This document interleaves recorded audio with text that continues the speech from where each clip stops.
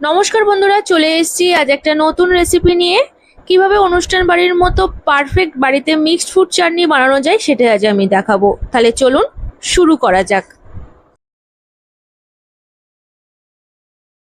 দিয়ে দেব 1 গ্লাসের মতো জল, আর এই জলের মধ্যে কেটে রাখা আপেল, খেজুর, আমসত্ত্ব, কয়েকটা কাজু বাদাম আর কয়েকটা কিশমিশ দিয়ে দিলাম।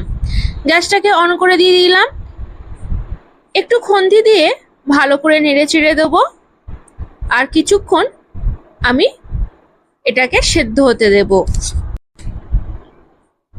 একটু খুন্তি দিয়ে চেক করে দেখছি যেটা সেদ্ধ হয়েছে কিনা।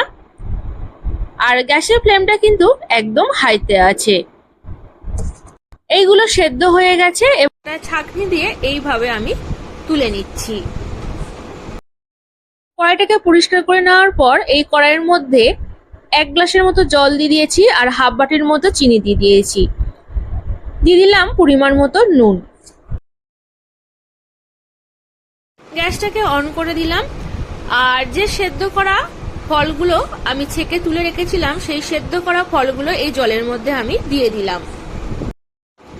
জলটা ফুটে উঠেছে, আর 1 চামচের মতো কর্নফ্লাওয়ার এমনি নর্মাল জলে গুলে এই জলের মধ্যে আমি দিয়ে দিলাম। খুন্তি দিয়ে একটু ভালো করে নেড়ে চেড়ে দিচ্ছি। জলটা ফুটে ফুটে অনেকটাই কিন্তু ঘন হয়েছে। একটু খুন্তি দিয়ে নেড়ে চেড়ে দিচ্ছি। এবার গ্যাসটাকে আমি অফ করে দেবো, আর এটাকে একটু ঠান্ডা হতে দেব। ঠান্ডা হয়ে যাওয়ার পর একটা পাতিলেবুর রস এইভাবে নিংড়ে দিয়ে দিলাম এর মধ্যে। একটু খুন্তি দিয়ে আবার নেড়ে চেড়ে দিচ্ছি। গ্যাসটাকে অফ করে দেব, আর একটা পাত্রে আমি ঢেলে নেব। চাটনিটা ঠান্ডা হতে আমি আধ ঘন্টার মতো রেখে দেবো। আধ ঘন্টার পর তারপরে আমি কেটে রাখা ফলগুলো এই চাটনির মধ্যে আমি দিয়ে দেব। এখানে আমি আঙুর, লেবু, বেদানা দিয়ে দিয়েছি। আর যদি আপনারা গরম অবস্থায় কেটে রাখা ফলগুলো যদি দেন তাহলে কিন্তু বেদানা কিন্তু একদম কালার চেঞ্জ হয়ে যাবে।